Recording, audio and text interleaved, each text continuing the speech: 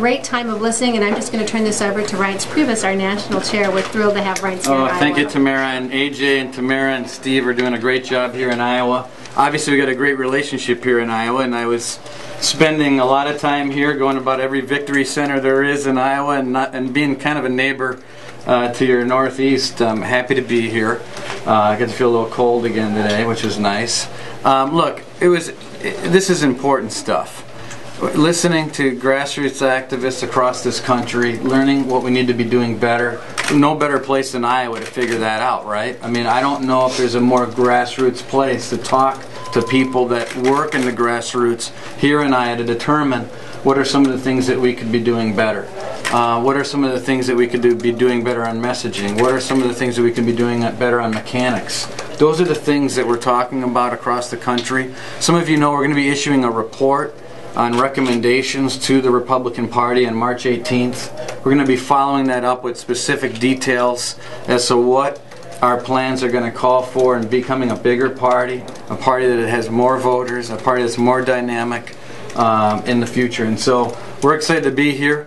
We didn't get to spend as much time as we wanted to based on some weather problems back east, but it was still a great opportunity to talk here and to honor the people here in Iowa and our party that have worked so hard. So with that, I want to take a few questions. Were there any new prescriptions offered today or more the same? Yeah, I mean, clearly, I think that in Iowa, we have a liberty movement that we need to grow, and we need to welcome in our party. It's a growing piece of our party. Constitutional Republicans, Liberty Republicans is a big piece of a growing party that's young, that cares about issues like freedom, the Constitution, and obviously there's a chord here that I think we need to grow and welcome into our party. And so that was clearly an issue here today, and part of the reason why I wanted to come here. But it's also a call for our party to be more of a year-round operation. That we can't just show up in Iowa 6 months before a presidential election and expect to compete with an Obama campaign that's here year after year after year with hundreds of people.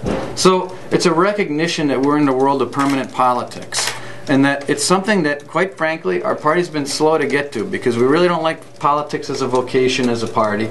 It's something we resist generally as a party, and it's got to come to an end. If we want to compete at a granular, person-to-person, heart-to-heart level, we've got to be here all the time.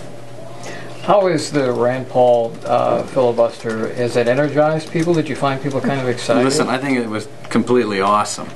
I was excited about it myself. I couldn't go to bed. I'm still excited about it. You know what I'm excited about? I think our party needs some unity sometimes. And it's not easy not having the White House. And sometimes you've got to scrap and claw for issues that can unify a party. Now, that's not total unity, but this was a great issue in standing up against the president, asking some simple, important questions, and I was happy to see so many other Republican senators support Senator Paul. What about moderating the message? Ken Mehlman was here several weeks ago saying it was time to moderate the party's message, especially on same-sex marriage. I don't think. Listen, I don't think our platform is the issue. I think a lot of times it's some of these biologically stupid things that people say. That I believe caused a lot of the problems. Look, I thought that the Democrats played an inside straight. I mean, they talked about a war on women that didn't exist. It was not working.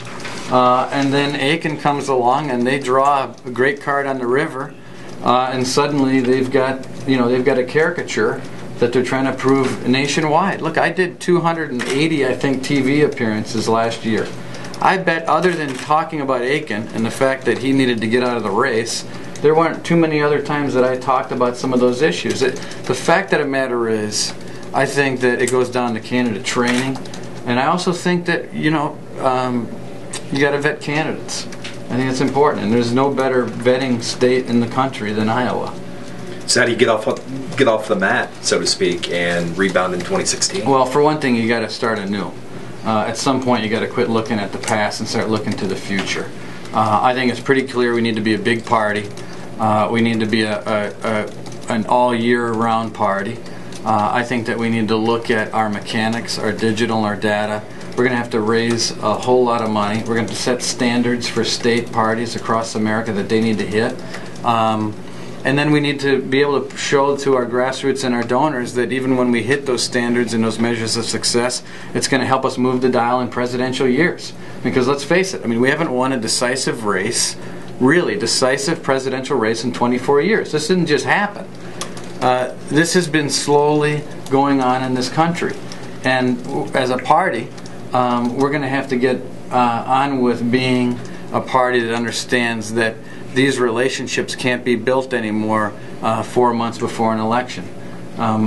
You know, we were rebuilding a national party in 2011 when the other side had hundreds of employees. They were spending millions, hundreds of millions of dollars on digital and data and voter outreach. You can't have that happen and expect to compete. Obviously, candidates matter, and that's probably number one. But behind that is an infrastructure that the Republican Party is responsible for, and you can't have one without the other. Discussion come up about outside influences trying to influence, whether or not Representative King would enter the Senate race here in Iowa, and that kind of divide and that messaging divide. No, the U.S. Senate race didn't come up at all. I think it's a good sign that there's so many people that are interested in the Senate race here in Iowa, obviously. And we do, our party does very well in off-year elections. I mean, you see it all over Iowa. I see it all over where I'm from in Wisconsin. We do really well in the off-year. In fact, on an issue-based campaign, you're talking about home in Iowa, we're talking about home in Wisconsin, we do really well. But then, look at Wisconsin. So Walker wins the recall, a massive turnout. And then 4 months later, Romney receives the most votes of any Republican in the history of the state of Wisconsin. And there's 600,000 more people that turn out to vote 4 months later. We need to figure out what is it about those 600,000 more votes or thereabouts. What is it about those voters? What is it that we're not connecting to?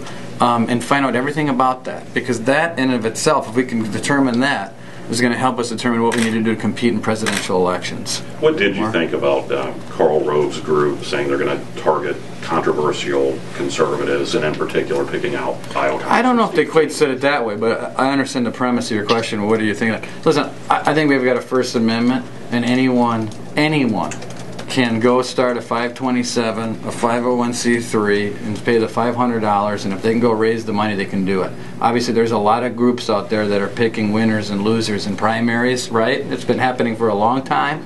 So I think it's anyone can do it. Personally, as an RNC, I don't believe in that. I don't think the party should pick winners and losers in primaries, and I think it's historically, if you look at it, it's a bit of a fool's game because you can't actually predict some of the things that go on, and I think it's difficult to do. Some state parties pick winners and losers at conventions. So I think it's pretty it's common practice nowadays in our political system. There's a million groups out there that pick preferences and send out flyers and mailers, and it's up to the people in the primaries to be able to wade through all of the noise. All right. Thank you, guys. God bless you. Appreciate it. Thank you.